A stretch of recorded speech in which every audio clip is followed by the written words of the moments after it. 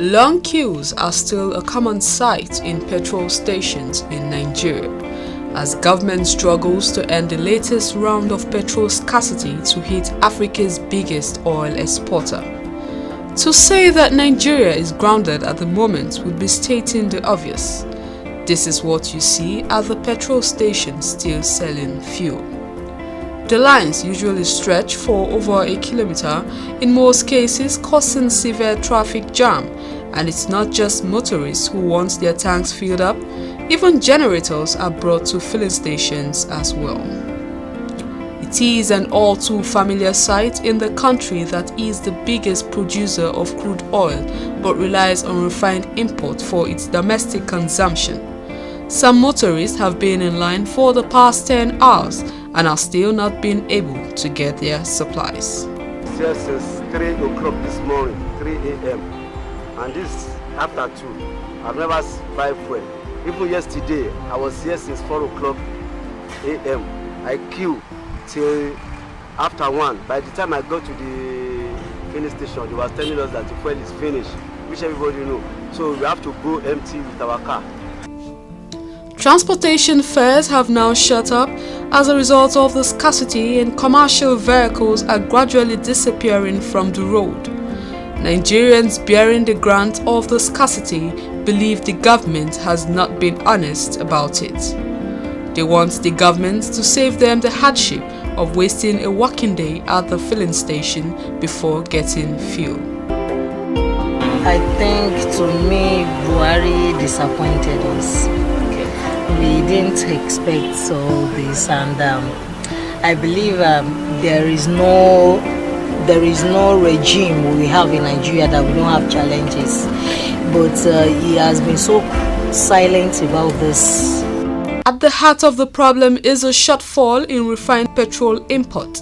Most of the recent importations were done by the government-owned monopoly, Nigerian National Petroleum Corporation (NNPC). Independent marketers who had also been commissioned to bring in supplies could not do so because of scarcity of foreign exchange. The government has now pledged the marketers to bring in more foreign exchange so they could resume importation of refined petrol. Authorities now say they expect things to return to normal in the coming days when more supplies would be distributed to various filling stations across the country. Commuters are now saying the government must act speedily to resolve the issue and bring the situation to normalcy. Experts believe that local refining remains the only solution to Nigerians' perennial petrol scarcity. The Petroleum Minister, Dr. Ibe Kachuku, promised Nigerians that the scarcity would not exceed the 7th of April 2016. Of April, like I said, we should be hopefully out of this queue situation. This APC, okay. I think they don't know what they are doing. They should go back to their drawing board to find out what they're supposed to do. What they are not doing right, they should do it. They want change. Is it the change we are seeing?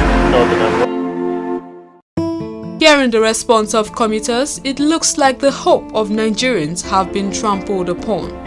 Nigeria now has a new government, a new president, and a new political party in power, and this is meant to help make life better by improving on the strengths of the previous administration while also taking us away from their weaknesses. But it seems like the reverse is the case, as Nigerians are subjected to worse hardship. You would agree with me that for most parts of the life of the last administration, the issue of fuel scarcity was effectively contained compared to this present government's, bringing Nigerians to wonder if the change promised to them is forthcoming. I am Bridget Okwudili for African Free Press TV.